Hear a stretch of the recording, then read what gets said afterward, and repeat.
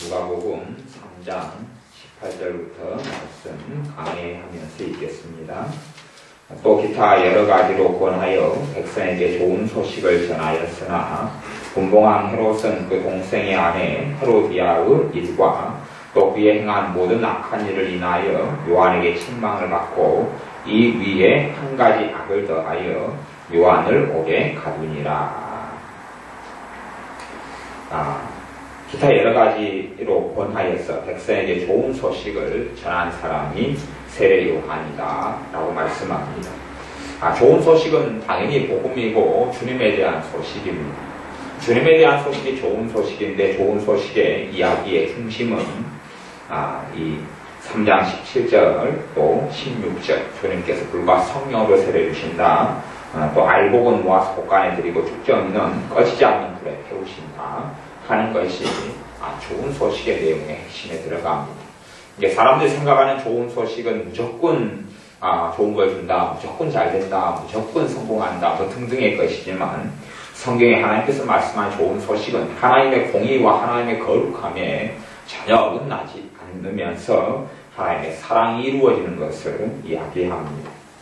그렇게 전하였는데 이제 전하면서 당시에 헤롯이라는 임금, 분봉왕 헤롯이 있었는데 이 헤롯은 갈릴리 왕이었죠. 갈릴리를 다스리는 왕이었는데 헤롯이 그 동생의 아내 헤로디아가 있었다. 동생의 아내 헤로디아를 동생의 아내를 이쁘고 하기 때문에 빼앗아버린 일이 있습니다. 그리고 헤로디아가 헤롯 왕의 아내가 됩니다. 그리고 그 헤롯이 행한 모든 악한 일을 인하여서 세례 요한이 책망을 했습니다. 그것을 들은 다음에 헤롯 왕이 기분이 나쁘니까 요한을 잡아다가 옥에 가두어 버렸습니다. 이때까지는 헤롯 왕도 사실은 기회를 가지고 있었죠. 자기들이 행했던 많은 악한 일이 있지만 거기에 이제 하나님의 선지자 요한까지도 옥에 가두어 버린 일이 있습니다. 이 하나님의 사람 요한은 이렇게 해서 옥에 가두어지면서 여기서 목배임을 받아서 자기의 사역을 끝나게 됩니다. 근데 그 끝나는 것은 이제 나중에 나오지만 그렇게 해서 이 세례 요한이 주님의 길을 예비하고 준비하고 하다가 그의 마지막 인생은 요 감옥에 갇히는 걸로 끝나고 우리 주님께서 세례 요한에게 세례를 받으신 장면이 21절에 나오는데 백성이 다 세례를 받을 때 예수님도 세례를 받으셨다. 세례 요한에게서 바통을 이어받아야 되는 영적 의미, 하나님의 의를 이룬다 하는 의미를 가지고 세례 요한에게 주님이 세례를 받으셨습니다. 오히려 세례 요한은 그렇게 이야기합니다. 내가 주님에게 세례를 받아야 하는데 왜 주님이 나한테 세례를 받습니까? 그러나 주님께서는 이렇게 하자 그렇게 말씀하면서 세례를 받으셨고 그 다음 기도하실 때에 하늘이 열리며 성령님께서 강림하셨다고 이야기합니다. 성령님께서 강림하셨다. 어쩔 때 성령님께서 우리 주님에게 임하셨느냐? 기도하실 때에 성령님의 강림이 있었습니다. 주님의 삶을 우리도 따라가야 되고 본받아야 합니다. 주님께서는 자동적으로 주님이시기 때문에 성령 충만을 받거나 주님이시기 때문에 성령님이 강림하시거나 그렇게 되어진 삶을 살지 않았습니다. 주님이 완전한 하나님이시면서 완벽한 사람으로 오셔서 나를 따라오느라 말씀하시는 것은 우리가 어찌되었든 간에 주님을 따라가는 삶이 가능하다는 이야기고 주님께서 몸소 우리를 위하여 본을 보이셨다라고 성경에 되어 있습니다. 그렇기 때문에 성령님께서 주님에게 임하신 사건도 기도하실 때에 하늘이 열리며 임하였다라고 말씀하는 겁니다. 우리의 기도 생활을 속에서 성령님의 충만한 역사가 일어나는 겁니다. 우리의 기도 생활 없이 성령의 충만한 역사가 일어나지 않습니다. 사도행전에서도 120명의 성도들이 마가의 다락방에서 사순절의 기도 시작해서 오순절까지 열흘을 간절히 또 전심으로 기도하였더니 오순절 때가 참에 성령님께서 임하셨다라고 기록되어 있습니다. 그렇기 때문에 기도와 성령 충만의 관계는 완전하게 일치되는 관계다. 기도와 성령 충만은 밀접한 관계다라고 이야기할 수 있습니다. 가령 베드로와 요한이라는 하나님의 사도들이 사마리아의 복음이 전해진 다음에 사마리아에 와서 성령님 받기를 안수하고 기도했는데 성령님이 임하셨습니다. 그러면 사마리아 사람 입장으로서는 대단한 기도가 없이도 성령을 받았습니다. 그렇게 말할 수 있는데 그 기도를 누가 했느냐? 통로가 되는 베드로와 요한이 했습니다. 요한이.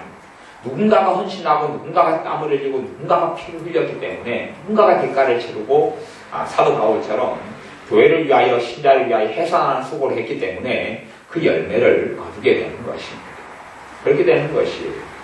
그러지 그냥 대가 없이 희생 없이 헌신 없이 땀 흘림 없이 그렇게 되지는 않는다는 겁니다. 그래서 근본적으로는 기도와 성령님의 충만한 역사, 성령 세례, 성령님의 기름 부으신 역사가 불과 분리 또 밀접하다, 바로 하나로 연결됐다, 그렇게 이야기할 수 있는 것입니다. 22절에 성령님이 형체로 비둘기같이 그의 위에 강림하시더니 하늘로서 소리가 나기를 너는 내 사랑하는 아들이라 내가 너를 기뻐하노라 하십니다.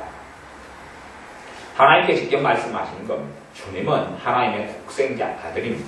친아들이죠. 우리는 주님으로 인하여 하나님께 바닥에 입양되어진 아들이자 딸입니다. 우리도 그래서 입양됐지만 아들이고 딸이 됐지만 주님은 친아들이 되십니다. 그래서 하늘에서 직접 하나님께서 증거를 합니다.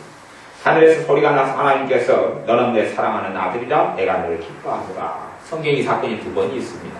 거룩한 산이라고 성경에 기록되어지고 우리는 흔히 변화산이라고 알고 있는 그곳에서 하나님께서 친히 말씀하셨고 여기서는 세례를 받으신 후에 성령님께서 강림하시면서 하나님께서 친히 우리 주님에 대해 증거를 해주셨습니다. 이렇게 성경에 나와 있는 하나님께서 직접 말씀하신 사건은 성경에 거의 없습니다. 다 하나님께서는 사람을 통하여 말씀하셨습니다. 선지자들을 통하여 말씀하셨고 이게 사도들을 통하여 말씀하셨고 또 직접 말씀하시기보다는 대부분이 선지자에게도 꿈과 환상을 통해서 말씀하셨습니다. 그래서 구약시대의 선지자에 대해서 성경에서는 선지자 이런 말도 쓰지만 그 앞에는 선견자 이런 단어를 쓰기도 합니다. 선견자라는 것은 본다는 이야기, 꿈을 보고 환상을 보고 그런다는 이야기입니다. 직접 하나님으로부터 말씀을 이렇게 듣는 사람은 그래서 성경에는 거의 기록되지 않습니다. 않고 꿈으로 하나님께서 말씀하시고 환상으로 말씀하시고 영감으로 말씀하시고 그냥 말씀이 예언식으로 임하여서 말씀하시고 때로는 무엇을 전해야 한다는 것이 알아지고 깨달아지고 느껴지고 그래서 하나님 말씀이 사람을 통하여 아니 꿈과 환상과 어떤 계시들을 통하여서 나타났습니다. 그러지 이렇게 친히 우리 주님에게 아버지 하나님께서 말씀하시는 것처럼 말씀한 경우는 극히 예외적이고 드물었다 하는 이야기입니다. 우리 가령 이제 성경에는 욥의 경우가 하나님께 대면하여서 이야기한 경우가 나오고 또 엘리야 선지자의 경우가 그렇게 나오고 이러한 드문 사건들이 있지만 그런 사람들은 참으로 하나님을 사랑한 사람. 그래서 성경에 몇 명 나오지 않는 사람입니다. 정말로 하나님과 친밀하고 가까운 사람의 경우들입니다. 그런 의미에서 아브라함도 하나님의 음성을 그렇게 들었다 이렇게 말할 수 있지 보통의 신앙생활 여정 속에서 일어나는 일은 거의 아닙니다. 그리고 지금의 신약시대 신자들의 삶 속에서는 성령님께서 말씀하시고 성령님께서 이끌어가는 신앙생활인 것을 알 수가 있습니다. 23절은 예수님께서 가르치시면 시작하실 때에 30세쯤 되었다 이렇게 말씀하면서 23절 하반절부터 마지막 절까지가 우리 주님의 족보, 인간적인 이야기로 할 때 이 족보가 기록되어 나와 있습니다. 4장 1절 말씀을 제가 족보는 생략하고 4장 1절 말씀부터 읽습니다. 예수께서 성령의 충만함을 입어 요단강에서 돌아오사 광야에서 40일 동안 성령님에게 이끌리시며 마귀에게 시험을 받으시더라. 예수님께서 요단강에서 돌아오셨는데 성령의 충만함을 입어서 돌아왔다. 그렇게 이야기합니다. 그러므로 하나님의 일의 알파 오메가는 성령 충만입니다. 우리 주님이 자신의 아들된 권능, 성자 하나님, 아들 하나님 되는 권능으로 공생의 사역을 편하게 살아가신 것이 결코 아닙니다. 우리 주님은 완벽한 인간이 되셔서 우리가 따라가고 순종의 본을 보이셔서 순종의 그 길을 걸어갈 수 있도록 완전한 인간으로서 자신의 영광을 다 내어버리고 우리의 죄인을 위하여 모든 걸 다 내어버리고 자신을 비워서 종의 형체를 가져서 사람이 되셨고 그리고 주님께서는 성령 충만함으로 우리같이 사셨습니다. 주님의 하나님의 권능, 권세, 창세전에 같은 하나님의 영광으로서 일하신 게 아니라 성령님의 충만함으로 일했던 사실을 알 수 있습니다. 똑같이 배고프셨고 굶주리셨고 키가 커나가셨고 지혜가 성장해 가셨고 하는 그런 부분들을 가지고 있습니다. 물론 정체성은 또 다른 부분이 정체성. 하나님, 우리 주님께서 주님의 본질이 정체성이죠. 내가 누구인가 하는 그것은 없어지거나 달라지는 부분이 아니었을 겁니다. 우리 주님이 내가 누구인가 하는 것은 선지자들이 어느 때 하나님께서 말씀하시니까 내가 이제 선지자가 되었구나. 그때 정체성, 사역으로서 어떤 정체성을 느끼게 되는 것하고 주님하고는 전혀 다른 이야기입니다. 그런 식의 것하고 주님의 정체성은 전혀 다른 것입니다. 주님은 그냥 주님이셔요. 변하지 않아요. 주님은 창조되어진 사람처럼 만들어진 존재가 아니기 때문에 태초부터 계신 이에요. 영원전부터 계시는 이가 우리 주님이고 예수 그리스도이십니다. 하지만 사람이 되셔서 성령의 충만함을 입어서 사역을 시작하셨다. 그렇기 때문에 우리도 하나님을 섬기는 하나님의 길을 걸어갈 때 되면 성령 충만함은 아주 필수적인 아주 절대절명의 일이다 하는 것을 우리가 알아야 됩니다. 정말로 신자의 삶, 은혜로운 삶, 기쁨이 넘치는 삶을 사는 비결은 성령 충만함이고 그 성령 충만함의 또한 비밀과 비결은 기도다라고 이야기했습니다. 그래서 우리의 기도 제목이 성령 충만케 주옵소서. 그 기도 제목은 꽤 중요하다라고 전에 말씀을 드린 적이 있습니다. 그리고 이제 40일 동안 성령님에게 이끌렸다. 성령님께서 이끌렸어요. 성령님이 충만하기도 하고 성령님께서 인도하셔요. 이끈다니 인도하신다는 이야기. 인도하시는데 무엇을 인도하시느냐? 성령님이 40일 동안 이끄는데 그 40일 동안이 무슨 날이냐 하면 금식하는 시간이고 그 금식하는 시간 동안에 또한 마귀도 예수님을 시험했어요.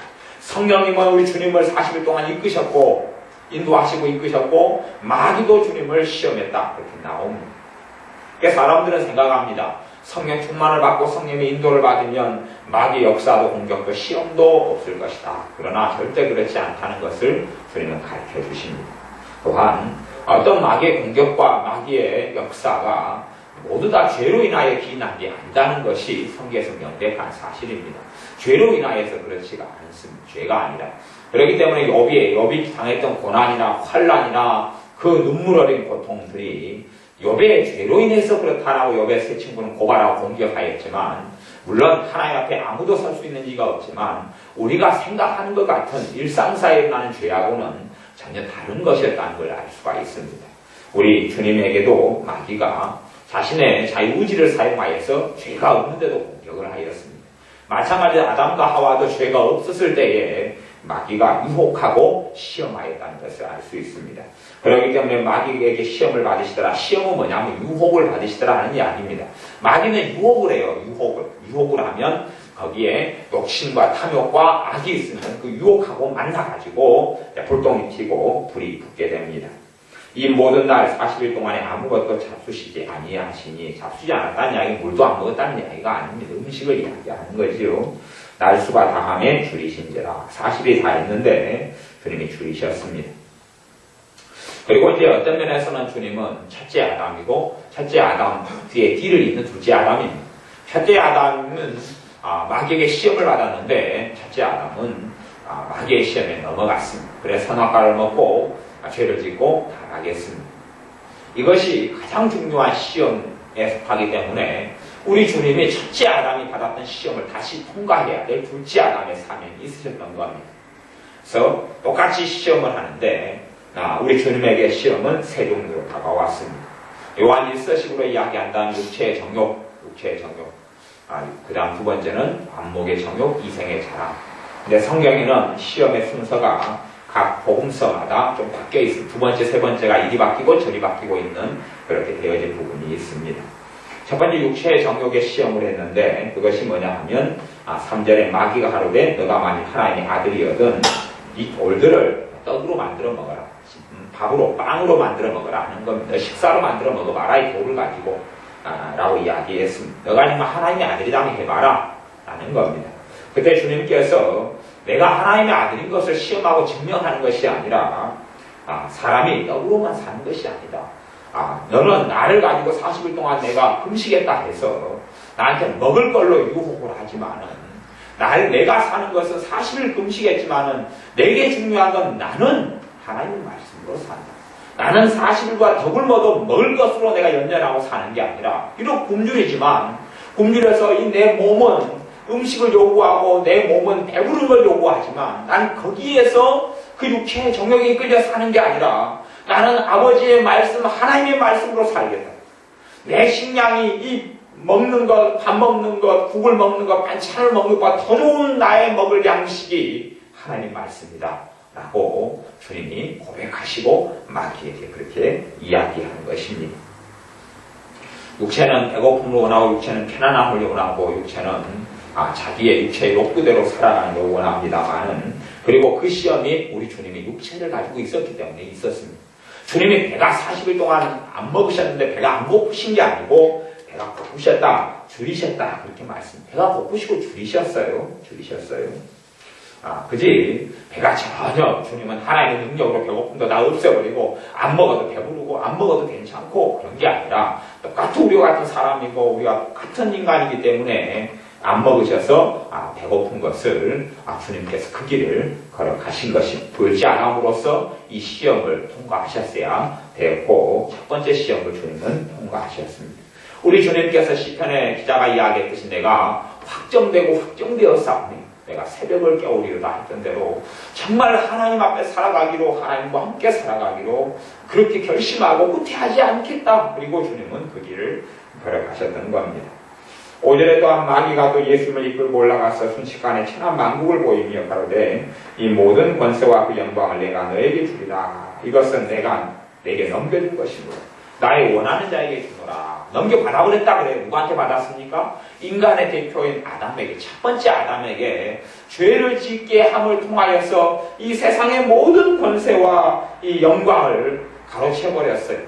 이 아담에게 위임된, 인간에게 위임된 이러한 청지기로서 어떤 권한과 권리, 권세를 죄를 통하여서 사탄이 또한 그의 세력에 넘겨가고 말았습니다. 근데 그것을 주님이 예수님께서 불복만 하신다면 너에게 주겠다. 너가 나한테 절하면 주겠다라고 꿰는 겁니다. 그것이 주님께 한 시험이 되겠습니다. 그렇게 하면 넘겨주겠다. 라니까 그래서 너가 나에게 만일 절망하면 다 내 것이다. 그러니까 주님께서 기록하기를 8절에 주 너희 하나님께 경배하고 다만 그를 섬기라. 라고 이야기했다고 그럽니다. 이 시험을 주님께 합니다. 너가 그렇게 하면 너에게 다 주겠다. 그렇게 합니다. 이생의 자랑과 안목의 정욕, 이 요한 1세는 그렇게 두 가지가 남았습니다. 육체의 정욕, 육체의 욕심, 그 다음에 이생의 자랑거리들, 눈에 보이는 것, 안목의 정욕은 눈으로 보이는 눈의 욕심, 눈에 보이는 것만 다 가지고 싶어하고 얻고 싶어하고 그런 의미에서 따진다면 아마 안목의 정욕, 안목의 욕심, 눈의 욕심에 들어가는지도 모르겠습니다. 천지 만물 눈에 보이는 걸 다 보여주니까요. 천하만물 다 보여주니까 얼마나 탐스러운 과수원, 산, 그 다음에 아름다운 궁전, 아름다운 집들, 넓은 평화롭게 펼쳐진 풍경들, 놈들, 들들 가지고 싶은 게 얼마나 많이 보이겠습니까? 이것이 안목, 눈으로 보는 모든 것들, 그런 욕심이죠. 이에 대해서 주님께서는 거부하셨습니다. 그러니까 우리는 사실은 눈에 보이는 것들을 내 마음속에 다 담아두기를 원합니다. 그래서 심령이 가난한 자기보다는 내 마음의 욕심대로 내 눈의 마음에 자꾸만 담아둡니다. 눈으로 보면 가지고 싶어하고 눈으로 보면 얻고 싶어하고 눈으로 보면 내가 담고 싶어하고 그런데 우리 주님께서는 그 무엇보다도 하나님만 나는 섬기고 하나님만 경배하겠다. 사람이 돈 하면 그건 사람이 돈을 경배한다. 그렇게 성경에는 되어 있습니다. 돈 하면 돈이 우상이고 돈이 우상이란 말은 돈을 경배한다. 또한 탐심은 곧 우상숭배니라. 내가 무엇을 탐심을 하면 탐하고 욕심 부리면 그것이 우상숭배다. 그럽니다. 내가 아름다운 아파트를 내가 가지고 싶어 그거 마음속에 놓고 그걸 목표로 하여 살아가면 그 사람의 우상은 아파트가 되는 겁니다. 그렇게 해서 그 사람은 아파트를 경배하는 것이 되어지지요. 어떤 또 여자들은 더 아름다운 얼굴을 얻기 위해서 돈을 10년 동안 돈을 모아서 성형수술하려고 준비하는 자들도 지금 많이 있습니다. 더 성형수술 아니면 아름다운 몸매를 가꾸기 위해서 애를 쓰는 여자들. 물론 그것이 나쁜 게 아니고 얼굴을 가꾸는 건 절대 나쁜 게 아닙니다. 그러나 그것이 자기에게 큰 비중을 차지하게 되어버리면 그 사람의 몸매, 그 사람의 얼굴이 그 사람이 섬기는 신이 되고 우상이 됩니다. 그런데 주님께서는 그 모든 것도 받아들이지 않았습니다. 마귀가 모든 권세와 영광, 천한 만국을 순식간에 보인다는 사탄의 능력이 얼마나 대단한 줄 모릅니다. 사실 너무 대단하기 때문에 단지 파노라마처럼 그림처럼 쓱 하고 한번 보여준 게 아닙니다. 아니고 그것들을 느끼게 만든 거예요. 그 권세, 그 영광, 그 아름다움에 도취되도록 사탄이 그렇게 역사한 겁니다. 그걸 느껴야지 유혹이 되죠. 유혹이 되죠. 가령 너 피자 먹을래? 그러놓고 피자 사진만 하나 보여주면 유혹이 약해요, 강해요? 약하지요. 이건 유혹이 별로 될 수 있는 게 아니에요. 피자를 가지고 유혹하려면 피자를 아주 아름답고 먹음직하고 보암직한 탐스러운 피자를 내 코에다가 들이내밀고 향기가 솔솔 풍기게 만들고 그리고 그냥 눈으로 보는데 그냥 내가 꿀꺽 삼킬 정도가 되고 그렇게 돼야지 그걸 가지고 피자로 유혹한다 하는 것입니다. 그냥 말만 야, 네가 내 말 잘 들으면 치킨 시켜줄게. 치킨 먹을래? 그렇게 이야기해가지고 치킨도 유혹이 되는 게 아니지요. 그래서 제가 똥 이야기를 할 때도 그냥 똥이 더럽다 그렇게 이야기한 게 아니고 구체적으로 똥을 싸면 똥 모양이 어찌됐다. 똥애가 채소를 먹었기 때문에 채소 콩나물이 어떻게 들어가 있다. 구체적으로 표현하니까 콩을 먹어서 콩따까리가 똥애가 묻어있다. 그리고 그런 걸 구체적으로 이야기하니까 이제 그려지죠. 그러니까 조금 추접한 것이 조금 느껴질 뿐이에요. 진짜 추접하다면 어떤 목사님이 설교 시간에 너무 성기려고 답답하니까 그런 일도 행했다고 해요. 옛날에는 똥바가지가 있어. 똥바가지에다 똥을 파가지고 와서 강대상에다 덮어놨다고 해요. 가면서 똥바가지를 벗겨놔가지고 성도들이 엄청 못되고 악하게 살아가니까 당신들 정말로 추악한 사람들이 그렇게 되고 싶냐? 그렇게 되고 살고 싶냐고? 더러운 인간들 되고 살고 싶냐고? 내가 그렇게 만들어주겠다면서 강대상에서 똥바가지 뚜껑을 열어가지고 확 퍼부었다는 이야기가 있습니다. 그렇게 되니까 이게 진짜 더러운 거구나. 그리고 뜨거라. 그럴 수가 있는 거죠. 그래서 똥을 직접 들이대면서 해야지만이 이게 더럽다 하는 그런 게 되는 것처럼 천하 만국을 보인다는 것은 우리가 생각하고 상상하는 것 이상이라는 것을 알아야 합니다. 그 유혹은 정말로 탐스럽고 정말로 가지고 싶을 만큼의 그것으로 우리가 상상의 이상의 것으로 하는데 그래서 모든 사람이 겪게 되는 탐심, 유혹을 주님이 이 때에 겪으셨다는 이야기를 사람들은 간과하는데 내가 겪은 아픔, 내가 겪은 유혹, 내가 겪은 죄에 대한 유혹을 주님은 겪으셨고 그리고 그것을 이겨내셨다는 것, 물리치셨다는 것을 우리는 반드시 기억해야 됩니다. 단순한 사건으로 단순한 이야기로 지나서는 결코 안 됩니다. 내가 겪은 것, 이 땅의 사람들이 겪은 그 어떤 것보다도 큰 유혹을 주님께서는 겪고 넘어가셨는데 그것은 주님께서 다만 나는 하나님만 경배하고 섬기겠다 하는 말씀으로 승리하셨습니다. 주님 안에 아버지 하나님만이 가득했던 것이죠. 주님 안에 아버지 하나님을 바라고 향하고 소망하고 사랑하고 고대하고 갈급하고 갈망하고 아버지 하나님과 함께 거하는 것만 그분의 모든 것이었습니다. 그렇기 때문에 사람들이 주님을 떠나갈 때도 지하들이 버리고 배반할 때도 그것들 다 통과하실 수 있었던 것입니다. 또한 외롭고 쓸쓸할 때도 통과할 수 있었고 주님의 가족이라고 일컬어지는 마리아나 그 요셉이라든지 야곱이라든지 그 형제들이 주님을 대신하고 중상부라고 공격할 때도 그럴 때도 주님은 그걸 견뎌내실 수 있었다는 이야기입니다. 왜냐하면 주님은 아버지 하나님에 대한 그 사랑과 사모함과 그분으로 마음을 채웠기 때문에 다른 것들이 주님의 마음 안에 들어올 자리가 없었기 때문에 그렇습니다. 그래서 주님께서 배고프게 나를 위해서 이 땅에 공생의 세액을 살아나가실 때에도 배고픔에 연연하지 않았고 또한 슬픔과 탄식에 노출되었는데 슬픔과 탄식을 겪지 않으셨고 겪으셨음에도 불구하고 그걸 이겨내셨다는 이야기입니다.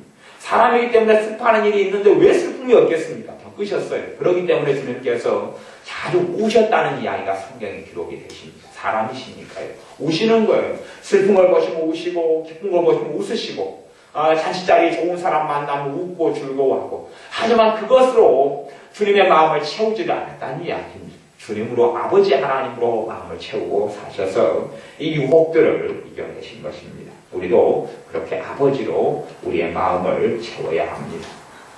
9절에는 예루살렘으로 가서 성경 꼭대기에 주님을 세웠습니다. 끌고 예루살렘으로 갔어요. 그래서 너가 만약 하나님의 아들이거든 여기서 뛰어내리라. 그러면 성경에 기록되기를 천사들을 명하셔서 너를 지키게 하겠다. 이런 구절을 인용하면서 주님을 꾀합니다. 그럴 때 주님께서는 하나님을 시험 치지 말라. 그렇게. 정말 너가 하나님의 아들이고 너 말대로 너가 하나님의 아들이고 하나님이 너 정말 사랑한다면 나한테 증거 한번 보여봐라고 사탄이 이야기하는 겁니다. 너가 하나님의 사랑을 믿는 너가 하나님의 아들이라고 너가 그걸 알고 있고 믿고 있는데 그래서 하나님이 너와 함께 한다는 것을 알고 있고 믿고 있는데 내가 너를 이렇게 힘들게 하는데 정말 하나님 너 사랑해. 하나님을 사랑한다면 증거 한번 보여봐. 너가 여기서 뛰어내리면 하나님이 네 사랑하고 너가 하나님의 아들이라면 하나님을 다쳐서 안 다치게 할 거야. 해봐. 이런 겁니다. 그런데 주님께서 아버지 하나님의 아들이심과 또한 아버지를 사랑하는 것, 아버지께서 자기와 함께 하시는 것, 자신과 사랑하는 것, 자기와 함께 거하는 것, 이것에 대하여 전혀 의심이나 불신을 하지 않으십니다. 그리고 하나님을 시험하지 말라. 하나님을 테스트하지 말라. 그럽니다. 사실은요, 어떨 때는요, 성령님의 역사가 그분의 은혜가 없는 것처럼 느껴질 때가 있습니다. 주님이 나와 함께 하지 않을 때처럼 느껴질 때가 있습니다. 지금 주님께서 시험 당했을 때에 성령님이 주님에게 불같이 역사하고 뜨겁게 역사하고 막 기쁨이 충만하고 이러지는 않았다는 것을 우리가 반드시 알아야 됩니다. 아마 냉랭했을 겁니다. 마음도 냉랭했을 겁니다. 느껴지지도 않았을 겁니다. 그렇게 느껴지지 않았을 겁니다. 저도 어떤 그런 경험을 한 적이 있습니다. 어쩌다가는 제가 특별히 더 죄를 지은 것도 아니고 더 말썽쟁이로 산 것도 아닌데 어제까지 성령님께 뜨겁게 역사하시다가 오늘부터 역사를 안 하시는 거예요. 그런 경우를 몇 번을 겪었습니다. 그런 경험을 겪으면서 이렇게 해서 하나님께서 내 믿음을 연단하시고 날 시험하시는구나 하는 것을 제가 몇 번을 겪고 그런 것들을 나누거나 가르친 일들이 종종 있습니다. 지내놓고 보니까 성령님이 저에게 역사를 안 해요. 성령님이 저에게 뜨겁게 하지 않아요. 그럴 때 내가 이것을 뭘로 통과해야 되느냐? 믿음으로 통과해야 되는구나. 믿음으로 산다는 것이 때로는 성령님께서 지금 역사하고 기쁘고 너무 재미나고 이렇게 역사를 해오시다가 사라져버리면 갑자기 없어져 버리는 거예요. 그러니까 하나님이 떠나셨는갑다. 왜 나는 기쁨이 없지? 재미가 없지? 이렇게 하면 그 다음에는 그 기쁨을 이제 시험에 넘어졌다 그럽니다. 근데 그때에도 그런 상관없어요. 난 믿음으로 사는 거지. 주님께서 세 번째 시험은 이 시험입니다. 세 번째 시험이 이 시험이에요. 이것을 주님은 넘어지셨습니다. 아무것도 안 느끼고 안 보이고 그렇게 할 때에 하나님이 너 사랑하냐? 하나님이 너와 함께하냐? 너가 진짜 하나님의 아들이냐? 너가 하나님께서 너를 통해서 이 구원 사역을 이루실 것 같냐? 너 배고프지? 너 쓸모없지? 너 춥잖아. 너를 누가 알아준다고? 너 나사렛 거기서 나가지고 누가 너를 알아주냐? 너가 알아주려고 하면 성전에 사람들 보는데 사람 뛰어내려봐. 성전에 사람이 항상 많으니까. 뛰어내려봐. 가고 뛰어내는데 한 번도 안 다치고 사람들이 와! 그러고 너를 인정해주고 선지자라고 그러고 너를 메시아라고 할지도 모르잖아. 한번 해봐. 그러면 하나님이 정말 너가 하나님의 아들인 걸 내가 믿겠다. 라고 마귀가 사탄이 그렇게 시험하는 겁니다. 그러나 주님께서는 자신의 감정, 정서, 느낌 그런 게 의지하지 않고 믿음에 의지하여서 하나님에 대한 일편단심의 마음을 지키며 하나님을 시험하지 말라. 그리고 끝내십니다. 그렇게 하니까 13절 마귀가 모든 시험을 당한 후에 얼마 동안 떠났다. 이렇게 성경에 기록되어 나옵니다. 마귀가 시험을 당한 후에 떠납니다. 내가 시험을 마귀에게 받고 유혹을 받는 것은 또 마귀에게 유혹에 넘어가는 것은 내 욕심 때문에 그렇다고 그래요. 주님은 이런 욕심들에 있어서 이겨냈습니다. 명예욕, 명성의욕, 배가 부른 것, 인정받는 것, 평안한 것, 행복한 것, 또한 좋은 감정이 느껴지는 것, 기분 좋은 것, 이런 것들에 대해서 거기 중요하지만 더 중요한 게 있는데 더 중요한 것은 아버지 하나님이었습니다. 아버지 하나님과 함께 사는 것, 그분의 사랑 속에 거하는 것, 또한 아버지가 기뻐하시는 뜻을 행하시는 것. 주님의 공생의 살 동안 내었던 것은 내가 어떻게 하면 아버지께서 원하시는 걸 할까? 내가 어떻게 하면 아버지 기뻐하시는 것을 내가 행할까? 그것이 우리 주님의 마음의 가장 큰 것이었습니다. 주님께서 아버지와 함께 거하고 함께 동행했던 것만이 아니라 함께 하면서 내가 어떻게 하면 아버지를 기쁘게 해드리죠? 어떻게 하면 아버지의 뜻을 내가 이룰까요? 이 삶과 이 일과 이 여정 속에서 어떻게 하면 아버지를 영광스럽게 내가 하지요? 어떻게 하면 내가 아버지를 잘 참으로 아버지 이름이 높아지도록 내가 행하지요 하고 그것이 마음속에 깊이 있는 주님의 갈구함이었습니다. 왜냐하면 아버지를 그렇게 사랑했기 때문에 그렇습니다. 그런 것이 있었기 때문에 모든 시험을 승리하셨습니다. 그리고 마귀는 얼마 동안 떠났다 이렇게 나옵니다. 마귀가 또 다른데 사람을 통해서 개수와의 공격하고 시험했습니다. 바리새인을 통하여서 심지어는 주님의 제자인 가룟 유다를 통해서 심지어는 또한 주님의 사랑하는 제자 베드로를 통해서 주님을 시험했습니다. 끊임없이 시험하지만 이제 직접적인 시험에서 넘어서서 사람을 통해서 안 보이는 유혹과 사람을 통해서 공격과 이간질과 꿰을 통하여 시험해 나갔고 그것을 주님께서는 다 이겨나가셨습니다. 우리의 삶 속에서 이러한 우리 주님께서 시험을 이겨나갔듯이 우리도 시험을 이겨나가야 할 것이고 시험을 이겨나가는 가장 큰 동기와 이유가 주님 안에 아버지의 뜻을 행하는데 일단 관심이셨고 아버지를 사랑하고 아버지를 영화롭게 하는데 온 마음이 거기에 온 인생의 이유에 거기가 있었기 때문에 주님은 승리하고 사셨습니다. 기도하겠습니다.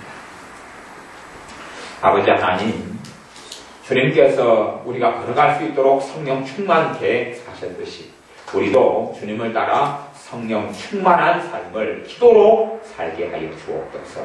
또한 주님께서 여러 가지 마귀의 시험에 똑같이 나 같은 사람이 되셔서 승리하셨듯이 우리도 주님의 능력으로 인하여서 시험을 이기고 주님을 사랑하는 굳건한 믿음을 지키며 믿음의 여정, 신앙의 여정을 걸어가게 하옵소서. 예수님의 이름으로 기도하옵나이다.